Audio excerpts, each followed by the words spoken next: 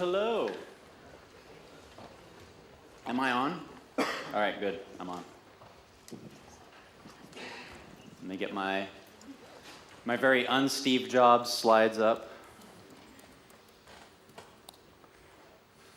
All right. So this is going to be kind of random. So we'll see if I can pull this off. So this is my first time in Barcelona. It's pretty awesome here. I like it so far. I want to make sure, I think everyone's kind of met me already at small conferences. I like small conferences, but I'm not a scary guy. So if you haven't talked to me yet, come up and talk to me.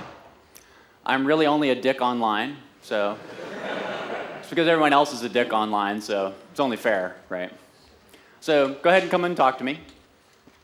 Assuming my voice holds up. I was up till like 3 or 4 last night hanging out, So originally I was going to do this presentation about just the scams, right? Just these scams that I see programmers kind of falling into, the patterns and whatnot. And I didn't like it at all. It was too negative even for me, right? So a whole book could be written on it. And actually, I think I may just write a whole book on it and call it Programming Motherfucker the Book. I've been thinking about doing something like that. So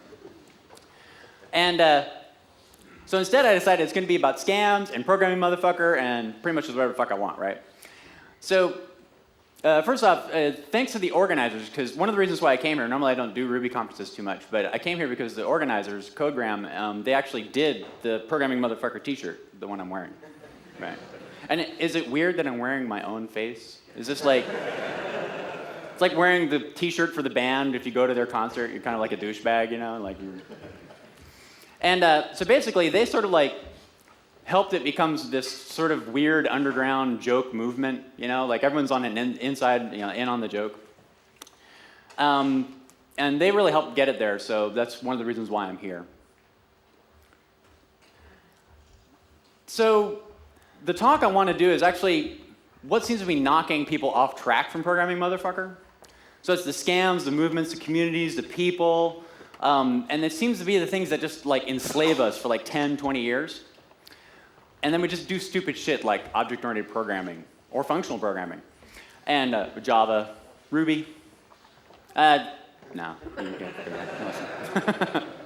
So what I see is a common set of cons, right? And these are kind of like just patterns. So knowing about them, then you can defend against them. And the thing to keep in mind is like, this is fuzzy human stuff. And I know programmers are like, must have Boolean, must have my bits, right? But no, this is all just social, fuzzy, no definitions really. I'm just kind of like basically coming up with the patterns and talking about what I see. And you may never ever actually see any of these things. What actually might happen is if you're involved in one, like if you're being a victim of one, you definitely won't see it, right? You ever have that friend who totally loves something you think is just stupid, right? Well, they can't tell it's stupid because they're involved in it and they totally love it. And then afterwards, after they get out of it, they have the Stockholm Syndrome problem. And then it's like 2 years later, they go, dude, that was really stupid. I have no idea why I was doing that. So it's the same thing. So these are the scams that I see. And I've actually talked about a few of these. So did anyone see my Mountain West Ruby Conf I did about this one scam called the Che Up, right? So like Che Guevara. Anyways, so basically this is what it is. It's a propaganda tactic. And what they do is they come in and they say, we're a community of something or other, right? So we're a community of web developers, okay? That's not bad. People like community. Community works, right? And then they find some secret humiliation you have. For example, we are a community of web developers. We have been humiliated by threads for years. And then they create an enemy that their supposed thing solves. That we're a community of web developers who've been humiliated by threads for years. And therefore, we should use events and Node.js to defeat the enemy. So then they go, all right, so all of us gang up together on these people and defeat them, right? And what ends up happening is then they get profit and power, right? It's a common pattern. So we could do the same thing with agile technologies, any software development methodology. It's so common that it's kind of the way you market software and anything that's software related. So I actually sort of think like the CHE part, the community, humiliation, and enemy, is just sort of marketing, right? And really the bad part is when you get a bunch of idiots ganging up on people, the unity aspect, and if there's secret power and profit. That's really where it goes wrong, right? So let's look at Kent Beck's new manifesto. And who knows that Kent Beck has a new manifesto? right? Okay, first off, the first manifesto was kind of vague and sort of blah, but I got wrapped up in it, like, yeah, fuck those waterfall guys. I hate filling out TPS reports. Yeah, programming. Right? And then what happened is, well, then the Agile stuff started becoming less about programming and more about, filling out reports and doing rundown charts and all that stuff. So now you're seeing the Agile guys come out with their new manifesto, and this time it's like team vision and discipline over individuals' interaction or processes. So they're adding on. It's basically, their manifestos are recursive, so they can just keep calling manifesto on manifesto and it'll just keep going over the years, Validated learning over working software. And you read this stuff, you're kind of like, what the fuck does that mean? It's so vague. It doesn't really mean shit. Everyone's going to have their own definition of it, so therefore, you can sell stuff to them. Customer discovery over customer collaboration. They're trying to work in startups, right? Look at the wording. It's all hippy-dippy San Francisco wording, right?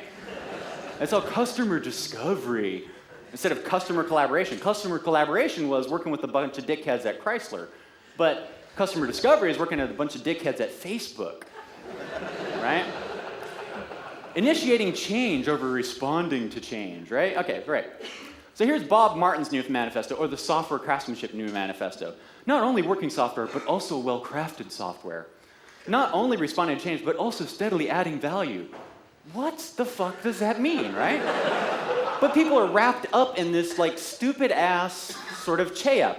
They're implying something, right? They're saying, okay, well, the previous guys, the Agile guys have been humiliating us for years. We're a community of software developers, and the Agile guys, or the Waterfall guys, or those guys, or the RUP guys have been humiliating us for years. Therefore, we should defeat our enemy with software craftsmanship, or Kent Beck, or whatever we're doing there.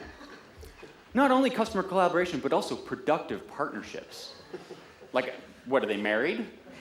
Right? They're going to reproduce productive. I don't know, right? So here's what I decided to do. I decided to write their manifestos for the next, up to 2100. Because about every 10 years seems to be the pattern. So I'm just I'm gonna predict the future of the planet Earth, and I'm gonna say hey, they're gonna be whores the whole time and try to make money with their manifestos, so let me help them out, right? So first off, I think these guys are gonna be kind of old by about this time, so it's gonna be Social Security over healthcare and discount prices and stability. So that's the next manifesto is gonna be all about that. And then I think there's gonna be a primate uprising in 2030. So that one's going to be praising our monkey lord, bananas, flinging feces, and death to humans over Social Security, healthcare, discount prices, stability over whatever they had this year, right? And then they're going to die. That's going to be really sad for all the Agile guys. And it's going to be continuing the Agile cause, working with Monkey++, the latest programming language. Surviving death, serving monkeys. But then aliens are going to come to the planet Earth, and they're going to free us from the monkeys, but they're going to be our new overlords. So it's praising our Gorgon overlords, death to monkeys, Gorgon sexual intercourse, because they're kind of twisted, and then lasers, because lasers are cool. 2060, the singularity happens, so the robots overthrow the aliens that overthrew the monkeys, but they're all still warring, and humans are just kind of fucked, right? So what do we got? We got praising our robot overlords over praising our Gorgon lords, over continuing the Agile cause, over praising our monkey lords, over Social Security, over whatever the fuck they're doing now. Maintenance of robots, disposing of Gorgon bodies, and living robotically. That's going to be the next one.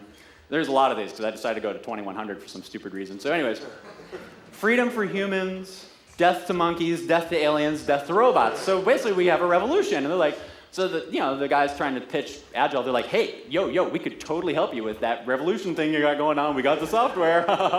Check out our new manifesto. It's freedom for humans over praising robot overlords, over, with all the stuff that happened. So then we have rebuilding. But now the humans are our overlords. Fuck. All right, so praising our human overlords, feudal societies, pleasing King Ralph. Oh, I only have 3. I guess I just got confused then.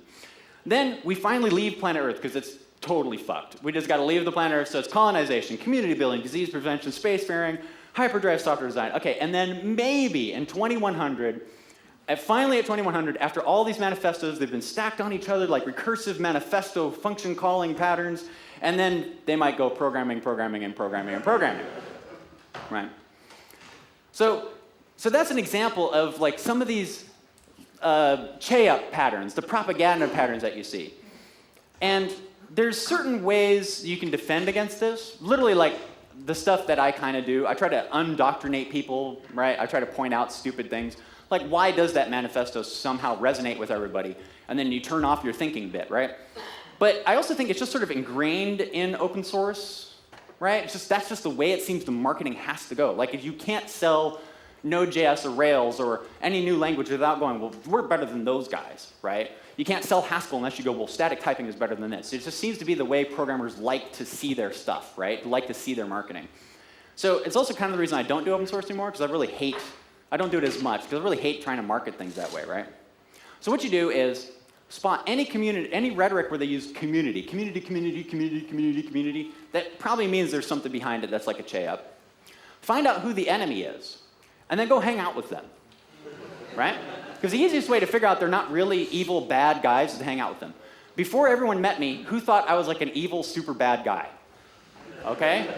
And now that you've met me, do you think I'm a total dick? Wait, don't answer. Fuck you, man. Jesus. Let me get some water. I'm kidding. Wait, do you know karate? Okay. So I got an hour to kill. Let's see if I'm doing good. Oh, big red clock back there. Great. So the other thing, do your counter-propaganda like I do. So programming, motherfucker, is kind of the counter-propaganda. Everyone knows it's a joke, but they also know it's sort of not a joke, you know? I don't expect people to, like, make a process out of programming, motherfucker, but it is counter-propaganda. It sort of gives you a rallying cry to go, you know, that's kind of bullshit, right? All right, so scam number 2. If you work for free, we'll all be rich. How many people have heard this scam in the startup world and governments, open source, everything, right? So it's usually the main goal of a scam to begin with, right? Get people to work for free. You get free labor and money.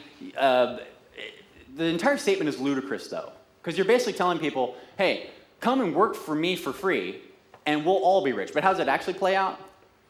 It actually plays out that they make all the money. So what happens in open source and other things, you see this if you see, like, so let's say I go, man, I wish Firefox had an upload progress, a little percent telling users that one of their files is still being uploaded, right? And they go, yeah, it's fucking open source, so just fucking fix it yourself, dude.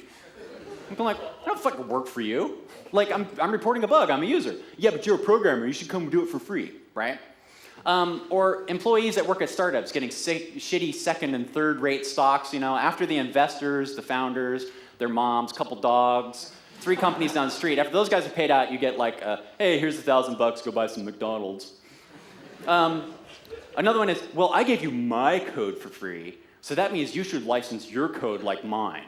You should give me your code for free. You should come and work here. It's like, well, I thought you gave it away because you wanted people to just use it. I thought you wanted people to, like, enjoy it. No. I gave it away so I could get something out of it, so you've got to work for me. Or just outright promising to let people in on the sale or let them in on the thing. I've seen this in a few open source projects. You know, they go, hey, everybody, let's collaborate. Let's come and work on this thing called Node.js. Oh, hey, let's change the contributor license agreement so Joyent can buy the motherfucker, right? That's an example of you just got scammed. You went and worked for free. So here's how it works. This is actually a really common pattern in all scams. So the company of future X is, the future of project or company X is implied. Then you make the connection, oh, if I work on this, I could be rich. And they don't really say how rich or what they're doing. Then the idea is you suggest, hey, can I come work on your thing? Can I come hack on your thing? Hey, can I come work at your company for less pay? And then they take your offer, right? Because they're kind of like, oh yeah, totally, dude. Well, I don't know, you might be able to come here. You have to pass a rigorous, interview process. You have to write good code. And then you're given no money, contracts, you get secondary stock options, things like that. And when the thing finally tanks or sells, you get nearly nothing. The founders end up walking away with everything. So how do you defend against this one? Well, if you're going to work for free, work on your own stuff for free. Put up some of your own open source. I release open source as kind of like an artistic expression. It's like me saying, hey, this is something cool I made. I'd like other people to check it out. I try not to work on too many other people's projects. And one of the scams of open source is they make it seem like you have to work on other people's projects, or else you're not a buddy, you're not a part of the community. And then if you look, a lot of those projects are actually kind of secretly off running a che-up, making some money, right? So be careful. If you do work for a project, expect no return. Just be Zen Buddhist about it. Just like, hey, that's cool, you made money, I contributed, that was neat, that was like a little part of my life, Don't freak out if they make tons of money. And also just stop working for free, right?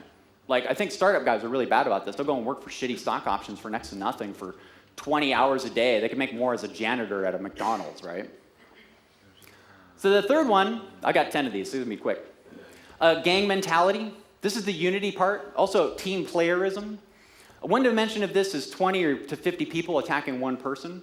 If anyone's seen me like talk about Haskell or Scala on Twitter, then you know what that's like, right? So all I got to do is just say, man, this thing is crap. What do you mean it's crap? Block, block, block, block, block. So it's really disgusting bullying, right? I've had million-dollar companies come after me. I've had entire communities come after me. Now, I'm a pretty tough motherfucker online. I can take it, right? But I can't imagine someone who's like just trying to join a community and asking a question and getting roasted by some douchebag, you know? I just like, it's probably awful for them. So if you see this, that's just nasty shit, right? If you're gonna fight, fight fair. One-on-one, right? You know, it used to be fist fights were like one-on-one. Arguments weren't meant to be bad, they were just like debates, right? You were supposed to do it one-on-one. If you see someone debating online or talking to a troll, fine, you know, leave them to talk to it, and if they lose, that's it, right? Or ignore the troll. But if you gang up on them, you're just contributing to that stupid mentality. The other dimension, though, used by Agilists, is team playerism, you know? You're either part of the gang or the enemy. Team playerism is like, oh, well, you know, if you don't like pair programming, you're not a team player. Yeah, you should be doing that thing, huh? And one of the things about the unity aspect of it that's really irritating and also dangerous is that it validates personal abuse of dissenters. So people who just disagree get personal abuse, get violence threatened on them, or being fired threatened on them, or insulting, things like that. And then you feel really validated, like, yeah, we're a community, we're badasses. And like, no, you're a gang, right? You're basically a bunch of pussies if you do that. You know, so example of that is fire anyone who hates pairing, ridicule anyone who doesn't do TDD, right? So how do you defend against this one? Speak up when gangs attack one person. Stand up for the pariahs. So, you know, hey, these are probably lonely people who are probably maybe, you know, what if they're a troll, then making friends with a troll actually turns them into less of a troll sometimes, right? Investigate why social pressure and team playerism is used rather than evidence. So if someone's coming to you and saying like, you know, everybody else is doing this, you should just be doing this. You go, well, why can't you convince me with any other method? Like, why do you have to use team players? Why do you have to make me feel like I need to be a part of things in order to use this thing? If it actually works, I shouldn't have to believe it. It should just work without me believing in it, right? I shouldn't have to go and like, oh, I totally believe in object-oriented programming. No, it should just fucking work, right? Whether I believe in it or not. Another thing I found is if you can create automation to get rid of whatever kind of like team dynamic bullshit they think is so important, then that's actually an avenue for like making a product, improving things. I mean, you saw the GitHub presentation, same kind of thing. And also learn about neuro-linguistic programming. How many people know what this is? Okay. Yeah, so learn about this and then fight it, right? I mean, pretty much everyone I know who does learn neuro-linguistic programming is sort of like a really weird pickup artist guy. So I don't know, it's like sort of strange. But so learn about this because this is some of the tactics they use in NLP they'll use on you to make this work. Okay, so number 4, mathematics. So normally mathematics are the foundation of what we do, but sometimes it's trumped up to justify stupid assertions, like programmers should not worry about order and time. I think I got that right, or like state and time or something like that. I guess Haskell guys don't bake cakes, breathe, drink, or play music, right? You know, because it all happens. They bake a cake by just pouring shit into a bucket, coming back an hour later. That's how they bake a cake. The scam isn't the math. That's good stuff. Math is good, right? The scam is when it's claimed to solve all problems, okay? Usually if everyone just used X, no computer would crash. After all the X's we've seen, Haskell, formal methods, everything, have computers stopped crashing? No. So I don't think they're going to do that. You should question this kind of math, or when you question this kind of math, you're ridiculed because you don't really know their obscure branch of mathematics. I mean, math is huge, right? So for them to go like, we have this obscure branch of mathematics called category theory that says you're a fucking douchebag, right? I mean, like, well, I mean, I'm supposed to know all this crap? I mean, can't you help me out with this? So the reason why none of this stuff seems to work is because no matter what you do, you always have the halting problem. There's no way for you to analyze the bytecodes in like a library or a piece of software to tell if it's going to halt, stop, have a bug, anything like that. This is established. This is one of the things that happens. So have any of these, category theory, TDDs, communicating sequential processes, any of the software methodologies, have they solved the halting problem? No. So if they haven't solved it, then they won't keep a computer from crashing. That's it. No one of these will solve that problem. Instead, you have to use a lot of them, right? And And if they can't be explained easily, they're really not going to be useful, because the real problem in software quality is education. It's about poorly educated programmers not understanding what's going on with the shit they're using. So how is it they're going to understand more complicated shit that requires advanced mathematics to really understand it, right? I mean, it was bad enough when object-oriented programming came out and they had the Liskov substitution principle and everyone was all gaga about it. But it took years for people to understand the obscure weirdness of each language and how they wanted to do OOP, and nobody does OOP the same, right? It's the same thing with like static typing, any of these things. Not one technique is going to make a computer stable or a piece of software stable. You have to use all the techniques you get your hands on, because there's always a probability that they can crash. And obscure or invalid mathematics simply just makes this stuff work. And until they solve the halting problem, they haven't done shit. I don't know. Maybe there's a blog post that they can tell me about that's actually a paper. I don't know. Why do Haskell guys call blog post papers? That's weird, right? All right. Huh? They're all PhDs, so whatever they write's a paper. It's been peer-reviewed. I wrote a memo to my mom. It's peer-reviewed. All right. So the devil of software usability, and actually the usability of software programming language is really not researched very much. It's actually probably a totally wide open research avenue. If anyone's interested in studying like usability of it, the experiments for it would be bizarre, but I think abstractions are kind of getting out of hand. So a big source of problems for me and for I think a lot of people, and what I see when I teach people, like, you know, I spend most of my time now teaching people, like regular Joes. And what I see is the distance between what they have to type in the abstract linguistics, you know, the verbal description of something, and the concrete results, like what they get out of it. This is why I teach text adventure games, because the code in a text adventure game looks a lot like the text adventure game. So there's like a pretty close correlation to what they have. So for example, you ever tried to center a div in CSS?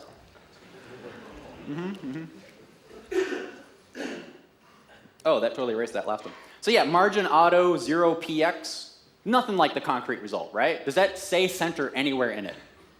No. Originally there was a center tag, and they were like, oh, poo-poo, the center tag. This is so gauche. Right? And you're like, but it does what it fucking says. I say center, it goes, you mean like this? It's like, yeah, center tag. And then CSS is like, center, you mean like this? No, it's fucking center, like this. And you can't figure out why. You're like, what the fuck is wrong with you? Jesus, great. You know, CSS is just fucking crazy, right? So why is it that if the code looks like the concrete result, like if the abstract description I type of something looks like the concrete result, we suddenly go, well, that's a toy. That's wrong, right? What we seem to really like is our abstractions to be as weird as fuck compared to what it's producing. We like lots of chained methods going into, and then finally the div goes over there, right? We like lots of code that's just abstract, makes us feel smart, right? So, and why do we feel like it's cheating too, right? So what happens is we take this bogus math or legit math, it can be legit math, and we add these abstractions on top of abstractions, just create more distance between it, and then everyone who does that thinks they're smart and feels smart, but actually it's so far from what they're trying to do that it causes this friction, and then they wonder why it's hard to use, right? So, you know, like the monad. Anyways, so defending against abusive mathematics, not defending against math. Like if you defend against math, you're just a Luddite, you're a moron.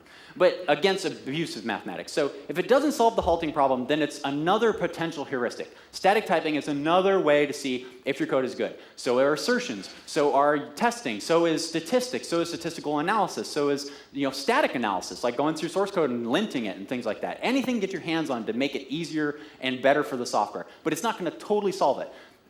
It's been established for a very long time that quality is a statistical process that's mostly random. It's just the way it's going to be, especially if humans are involved. So if there's no properly done empirical study, then their claims of better for programmers is also unfounded. So if they come to you and they go, static typing is easier for programmers, or if they say, object-oriented programming is easier for programmers, then no. If they haven't we did a study with 300 people, we had them try this and that, and then we found this was the result. Here's how you can replicate that experiment. Or we had this hypothesis and we did this experiment. If they have nothing like that, then it's bullshit. They're just basically talking rhetoric. And if they can't explain it to a non-programmer, this one's controversial, but I think if you can't explain your new fancy thing to a non-programmer, then you really aren't solving the education problem. Because if you can explain it to a non-programmer, I can explain a lot of complex shit to a non-programmer.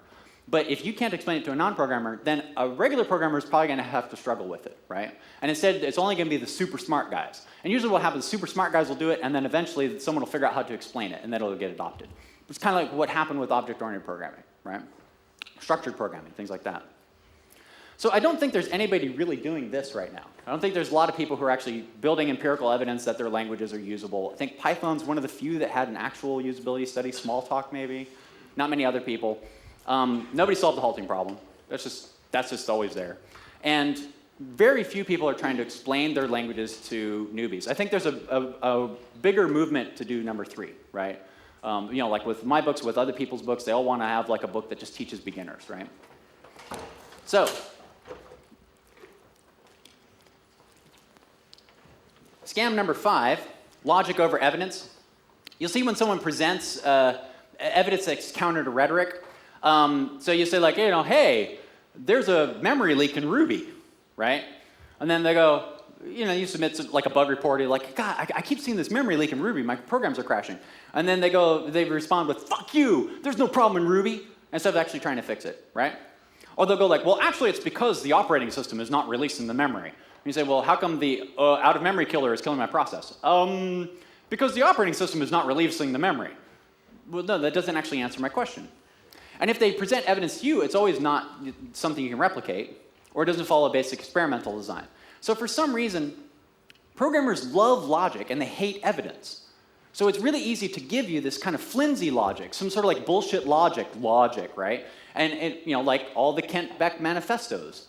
Like it sort of seems logical. So if they they couch it in academic terms, and they give it this logic veneer, and they make this all sound like, oh yeah, it sounds all official. And you just kind of turn your brain off and go, oh yeah, totally. Because like, yeah, I see some if statements in there, and it's all Boolean, makes sense to me. And it could be total bullshit. So I actually think that you can't really solve this problem. I think this is just, we work with computers all day long, and it's really hard to turn your brain, like your very logical, cut and dry, clear brain off. So instead what you got is switching to fuzzy thinking is difficult. And then when you're pressed, you just kind of like, yeah, I really want my things to be like true and false and stuff. And I think the only way evidence win is if there's money attached to it, right? I think money just solves everything, right? Or if you say like, no, it doesn't solve everything, but it definitely solves there's evidence. So for example, our A/B test says you're wrong. This page makes $1 million more. What happens? Fuck yeah, right? But this doesn't happen in open source, right? Because there's not a lot of money being made. You can't come up to an open source project and go, hey, if we made this a little easier to use, you might get 40 more thousand people to have to deal with. So yeah, nobody would want to do that, right? Right? Because you get 40,000 motherfuckers in your project. And you're not really making money. Maybe it's a labor of art. So that's why you see the logic thing, I don't think you can solve. I think it's just kind of like programmers just need to get better at statistics and evidence, and that's it, right? You just have to watch for bogus logic convincing you of random shit. So shaming with unwritten social mores. So a social more is basically a rule that you're not supposed to break, but nobody tells you you're not supposed to break it. So for example, jaywalking. Some places you go, like New York, they might as well just not even have crosswalks. You just walk right fucking across the street, right? Nobody's gonna get mad at you.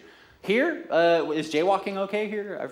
Everyone seems to be really paranoid about crossing the street against the light, right? So that's an example. Another one is peeing outside. So some parts of the South, you're expected to pee outside after you drink and stuff. And some other places, you get arrested for it, Random things. It's basically some unwritten law that's treated like a law. So if you don't use each in Ruby programming, you're not considered a real Ruby programmer. So they're shaming you into using it. But, I thought y'all were nice, so why are you, shitting on people because they use a for loop, right? Yeah. So, but the worst offenders of this are the Agilists. I mean, they shit on everybody, right? I mean, it's like, oh, you don't TDD, you don't pair program, you don't test. I fucking test, motherfucker. My shit runs billion-dollar companies. I didn't see your shit run billion-dollar companies. Test first. You refuse to pair, you used to be a cowboy coder. Like, it's this constant shaming to get you to do things. Instead of just, convincing me with actually good arguments and evidence and things like that, it's, shaming. And I always wonder if that's, this fear-mongering is there to make it so that it strips you of your creativity so you'll fall in line better. It's really obnoxious to me. So the shaming common threats are the following. Being ostracized from the community, right? So if you don't follow my edicts, you'll be ostracized from the community. Fear-mongering, software safety. software crashes all the time, therefore we must do whatever. We must do continuous integration. They'll pick whatever their bugbear is. Insinuating that you'll seem like an idiot. Oh, you don't know how to do tests first? You must be a moron. You don't know static typing and category theory? You must be a moron. Or not being a real programmer, right? Oh, you don't know advanced calculus? You must not be you don't use .each? You must not be a real programmer, right? The worst is threats of firing you. Not directly threats of firing you, but oh, you're not going to be able to work in a professional team unless you do all these things. I'll tell you the number one truth about professional teams is every one of them is crazy as fuck, and differently crazy. Like everywhere you go, they got their own brand of fucking stupid. And most of your job is going there and figuring out the fucking stupid, right? It takes you about a month to figure out the fucking stupid. And you're like, oh, they do these 5 things stupid. And then they might do some really great stuff, right? So if anyone's telling you, if you don't learn their specific brand of Agile, their specific brand of this, that you're not going to be able to get a job, they're full of shit. There's a lot of places some places you go, you rock. Some places you go, you suck. That's just the way it is, right? So against the shaming, just ignore them. Get better at your tools. The tools, all these things, all the parts of Agile, all the practices, learn them all. Learn how to do all the different methodologies, all the things you do. There are tools. You pull this one out, you pull that one out. I do TDD for some things. I do test after for some things. I do fuzzing for other things. I do QA guys are great. I love people who go in and just click on shit and find bugs because they do shit I never anticipated. Every trick you can get your hands on, running projects, statistics on how things work, do everything you can. But you ever noticed how a lot of these guys don't have a lot of open source, right? You can't really go and see how they've done things, right? So also ask for their code or watch them code something new. I find that process heavy people are really bad at new creative stuff. They're good at maintenance and testing. Now that's a blanket statement. I'm sure there's some super creative people who do this, but in general, when they get stuck in the process mindset, they're not into the creativity. All right, perfect hindsight. This one's quick. Basically, you got a bug. Some pundit goes, well, if you just had done X hard enough, that wouldn't have happened. You go, all right, so you do X really, really fucking hard, you still have bugs, right? So then he goes, well, you just have to keep doing it even harder, okay? Keep praying, and I'm sure God will answer your prayers. Then he goes, yeah, but you could hire me for $2,000 a day to teach you how to do X right. That's perfect hindsight. He's not telling you beforehand any of the things. He's not giving you experience and telling you how to do stuff. What he's trying to do is make you think he's got this insight. He's so deep. But actually, he's just anticipating that everyone's going to have bugs. So if I just find everyone who's got bugs and go, yeah, well, if you did static typing, you wouldn't have that bug. Like, bullshit. I've seen people with static typing all over the place. Still got fucking buggy code, right? And also, I think you should just ignore people like that.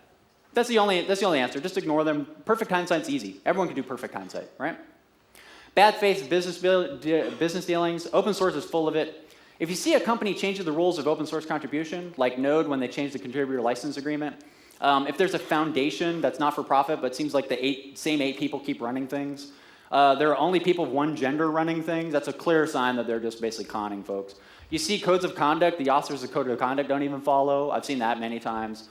Or straight up, if they're just propaganda tactics, probably there's just bad business dealings, backroom deals, things like that. Just assume they're making money and you're not. That's the quickest way to do it, right? Just assume, either accept that and just love hanging out with folks and doing your thing, or maybe go in and try to expose them or something. That's what I do. It's so much fun. So, hiding information or rewriting history. This one's a weird one. It took me a while to figure out this happens, right? So we've all seen this in forums. I'll give you this tiny example of it, and then on the internet, this works because nobody remembers anything except for the page that's in front of them, right? So here we go. So nobody remembers the first post, right?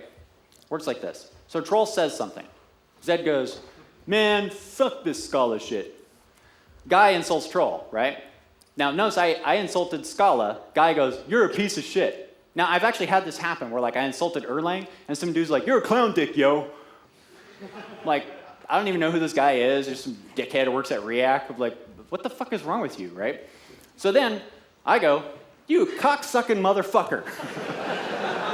Okay, you want to throw down with curse words? You maggot-infested piece of fucking dog shit, cocksucking piece of fucking shit, fuck you. My dad was in the Navy, and I was in the Army, so I know how to curse. All right?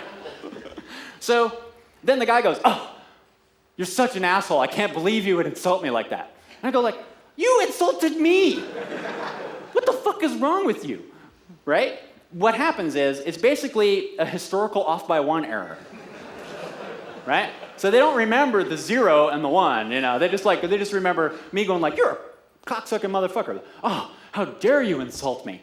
You did this shit. So the he said, she said kind of crap, they rewrite it. And what they do is they'll bait you in fighting back, and then they go, oh, you're so uncouth and so crass. This is even better when their insult is that, like, they try to Oscar Wilde it.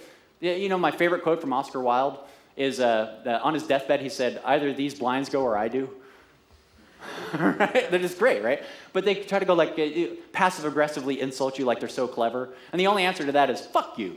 And they're like, oh, yeah, you're so crass. Well, I don't care if you insult me first, you're a dickhead, right? So that's the mini version of it. Everyone's seen that on like a chat room, Hacker News, everything. It's so common. It drove me crazy. I'm like, don't you have it? And then I realized, oh, they're doing it on purpose.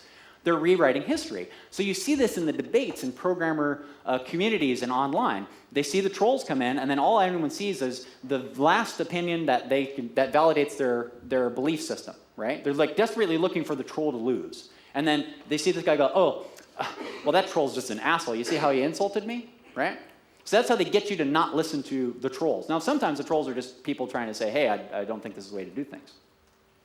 Another one is rewriting information to cover up mistakes. I've seen Wikipedia edits, Crunchbase edits, basically just going like, oh, no, we never did that. No, we never said that. And you go like, yeah, you did. I have this thing. No, we never said that. It's really easy to rewrite history on the internet. So the final one that sort of irritates me, and also that I'm guilty of, is actively destroying other communities, right?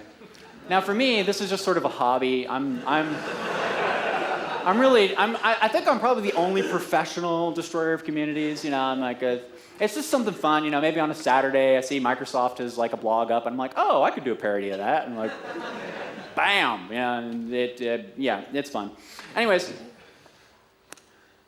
but also I sort of hate community. For me, it's all about individuals. It's the people who are in the communities that are important. I mean, my big thing now is teaching people, and it's all about the individuals. I have this thing, there's a difference between indoctrination and education, okay?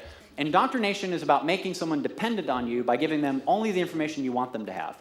And education is about giving them all the information they can possibly have so they can then go on and do their own thing, right? And making it so that they can make their own decisions, they're independent. Now, in like state-controlled education, that gets mixed, right? But in general, they don't want you to have to keep coming back to high school to do your math, right? They want you to get the fuck out because it's expensive that way. But in a lot of software communities, they confuse education with indoctrination. They want to make you dependent on their agile processes or their consulting or their programming tools or this and that, right?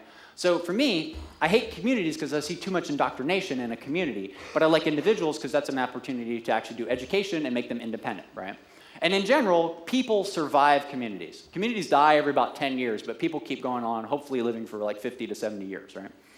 So when people say, I love community, what they mean is, I love my community that's paying me money, right? They don't actually mean they love the idea of community, right? Because you'll see them actively go out and destroy other communities. You saw this. If you see this, there's this video with DHH and Adrian Holovati. So Adrian is a really super nice guy, one of the guys who started Django, and DHH basically just rips into him, saying like, why does Python have so many frameworks? You guys are fucking assholes. He doesn't say that exactly, but pretty much, And Adrian's a nice dude, plays guitar, right? I mean, he's a badass gypsy jazz guitarist, he's a super nice dude, and DHH is just a dick, right? And so what happens is, he's actively trying to destroy Python. Now, fast forward a few years, the reason why Python had so many web frameworks and stuff was because people were actually using Python, not Ruby. So they had some. And then after people started using Ruby, how many web frameworks are there? Like, I'm responsible for probably 15 just by writing Mongo, right? I mean, there's probably, 20, 25? You have one? I mean, you have an experimental one just to show people how to do it differently that's layered on Rails, right? No Rails? Okay, so at least that's a bonus, right? Okay, so yeah, he was a dick, I mean, like, who gives a shit if he was down to it? Now, he did show up to like a few Python things and stuff like that, but if he was actually into community, he'd be about helping other communities and helping other people, right? But he's a dick. He likes destroying communities. That's what he does, right? So no, these guys aren't into it. They'll wax hippie-thetical about how awesome communities. You go on stage like, oh yeah, this is how we run these communities, blah, blah, blah. And then they seem to throw out community all the time. If they were into community, they'd be inclusive of people from other places, right? But one thing I find irritating is they go to a guy like me and they're like, oh, Zed's a Python programmer now, or Zed's a Lua programmer. Like, motherfucker, I'm a programmer. Like, I'm not a this programmer or that programmer. The language doesn't define me. I make shit I want to make in any language. I try to make it good in any language. You give me a shitty language, I'll try to make some good software with it, right? So, like, fuck you. I'm a programmer. I'm not your community whore, right? So how do you defend against the community destroyers? Well, report on them. Like, hey, I heard that this guy is trying to do this thing, or this backroom deal is happening, or they're trying to exclude this conference, this rival conference, things like that, right? Responding in kind. Like, the easiest way to just, like, fight, if someone's trying to destroy, like, your friends and your community, try to be positive about it, but sometimes, you just got to say, fuck those guys, right? Tell everyone what's going on, right? And also, straight up just programming, right? Just making shit. It's really hard to argue. One of the reasons why I really admire Django is Rails exploded, right? And everyone was into it, and the Django guys just kept building stuff. They kept trugging along, making good stuff, building things, making it better, listening to people, being very conservative about how they build things. And then Rails kind of starts going on the downslide, and Django just keeps going and going and going. And now Django is, I just have to say, Django is actually more popular among a lot of places than Rails is. And it's solid, works really well, And that's what it does. If you just kind of build and keep making awesome things, you can usually fight a lot of the scams, like almost all of these scams, right? And so if programming motherfucker is so important, cool, I got good time. What is programming motherfucker? I get a lot of people come and ask me, what is programming motherfucker? Now, could you define it for me? People invite me to conferences. Hey, would you come to this Agile conference and debate us on programming motherfucker versus XP? Maybe. So it's a fucking joke. Like, I don't get people who don't get it's a joke, right? I think that's the best part of the joke, is there's people who don't get it's a joke, right? That's the fun of the internet. Nobody knows if you're serious. I love that, So I'm amazed I get invited to these conferences, right? Because, their head has to be really far up their ass. I'm like, could you have an intelligent debate about programming motherfucker versus extreme programming? Like, well, I don't know. Extreme programming is pretty badass, but I've got motherfucker in my title, right? Like, hey, I think I win on the fuck you establishment, So the worst, though, is the people who hear programming motherfucker, right? You get these process-centric guys, and they hear programming motherfucker, and then they're like, I gotta take a drink before I land this joke. The joke is ruined now. And then they go, well, just writing code doesn't work. Okay, well, first off, actually, nothing works unless you write code. So take everything. Take the GUI guys. Take the CEOs. Take all those guys. Marketing. Everything you can think about a business, right? Okay? Take those guys away. All you have are the coders. Can they make something? Yeah. Okay, now take the coders away and put a bunch of those other guys in a room. Can they make something? No. Okay, so there you go, right? All right. So the thing is, when I think of programming, right, totally, I think it's shitting characters into files. That's programming for me. It's not, designing the GUIs and talking to people and coming up with designs and doing models and analysis and thinking and solving problems and puzzles and doing testing and all that stuff. That's not programming. No, programming is clearly just, hey, why don't we just, the coders go off and, they're like the assembly workers. They go tick, tick, tick, tick, tick, tick, tick, tick, tick, tick, tick, and then we real people, the process people, make the real software after that. Nah, bullshit, right? I just sat down and I made Inculcate Me by myself in about a month. I'm going to sell my courses on that site. There you go, right? By myself. Well, how did I do it? I went to Theme Forest, and I go, that one looks good, and then I coded the shit behind it. That's it. Super simple, right? Now, I know what I'm doing, but that's programming to me. Making software is programming, not like all the little tasks in it. It depends. The tasks you do depend on what the fuck you're making, right? So like, one thing I'm sick of is talking about process. Right? I think all programming motherfucker is just a joke. It sort of gives you something to like laugh about. When you're working someplace that doesn't do programming and thinks they're making software, you can just go programming motherfucker and you can fix it. But there's something else. I've noticed as I teach people, they let a lot of the mantras from all the people telling them how they should write software. There's all these people who tell you how to write software who don't actually really write software on their own and don't love making their own software. And they tell you, oh, you should do this, you should do that, you should do this. But they don't just go like, but first, you should just have fun. You should be able to create something. And that fear causes your creativity to suffer. So I built this website by myself, and I'm going to do it as a course, but I started off doing it half-assed, right? And this is the process that I use. Okay, this is like my minimum viable process, the MVP. Okay, so I made a list of shit to do, and I did that shit, and I checked that shit was good, and then I repeated it. Okay, if you notice, there's people who come to you with like all these massive processes, and you'll run into some that just don't have this, a list of shit to do, and you do it. Like I roll into a company, I see guys just like floundering around, not really coordinating, and I go like, all right, let's make a list of shit to do. And like you see this in startup worlds, they go, oh, that sounds like a process. Fuck you. I'm not a process. I'm a creative guy. Like I'm a creative guy, and this is the process I use. I make a list of shit to do, and I do it. You know? So I'm kind of sick of talking about process. So what I did is I decided I was going to see, hey, no process. I'm just going to like, bam, creatively hack this motherfucker out. No unit tests. I was like, oh my fucking God, no unit tests, right? Okay. And I'm just like, I'm gonna do a course, a little video course of me making the shit at first, and it works, and then tightening it. I'm gonna like add the real professional thing. Because what I see is a lot of people are afraid of just sitting down and just hacking, just putting something together. Then they feel shame, so they don't try it. But I wanna see, can I show people, look, even if you just sort of like fuck off and make crap, can you make it better later? And then just show people, yeah, you can totally do it. For years, I would roll into companies and basically just like help them improve their software by helping them write unit tests and get testing quality up, right? So, angels didn't die, right? Nobody came and killed me, right? You know, the devil didn't eat my family. My shit still runs. I had like one bug so far. I mean, I'm sure there's others, you know. It ran. It's a little Django app, right? It's pretty easy to do it. I'm still alive. Yeah, nothing wrong. Nothing happened, right? All these people are telling me like, oh, the world's going to end. You're not going to get a job. You're not going to be able to put anything together. They're kind of full of shit. So maybe there's something to this, like just fuck it, code it up, right? If you're stuck, if you're creatively stuck, you have an idea, and you first thing you do is like, well, I gotta get my testing infrastructure together, and let's put up a little, you know, Kanban board, and let's do all that crap. No, you're missing the one and most important fun thing about programming, just fucking coding it up. There's no shame in it. You're not gonna go to jail. Nobody's gonna make fun of you or hurt you or anything. Because honestly, all the people talking endlessly about process don't seem to produce nearly as much solid shit as I do. So there must be something I'm doing, right?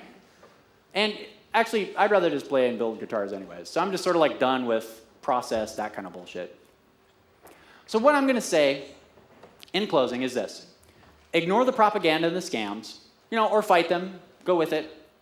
Focus on your skills, your techniques, right? Fight the fear. What happens is this propaganda, its goal is to make fear. That's why they make enemies. That's why they shame you. That's why they do these things. Because if you're afraid, then you're more pliable, right? So ditch the fear. Go and actually make some shit. Just fucking hack, you know? Get drunk, hack some shit while you're watching Battlestar Galactica, or whatever the fuck you like to watch, right? Learn all the languages. Fuck this whole like community thing. I think this is a big difference between Ruby conferences I've been to before and this one here. I think Ruby people now are very into other languages. I think in the past they weren't so much into other languages. So I think that's a good thing. Python conferences too, but I haven't been to many other places yet. Python, Ruby mostly. So it's kind of like, it's interesting to see now there's much more interplay between the languages, but still people are kind of like, you know, you're diehard Ruby. Go to some other conferences. Hit some Clojure conferences, hit some Python conferences, see how things work, right? And if you get an idea and you're feeling creative, then fuck it, just code it, right? Just fucking code it. Who gives a shit? You're not going to go to jail. Because the fear will kill your creativity and it'll make it harder for you to make something, right? Especially if you're a beginner, right? Don't worry about getting it wrong. Just worry about getting it to work. Thank you.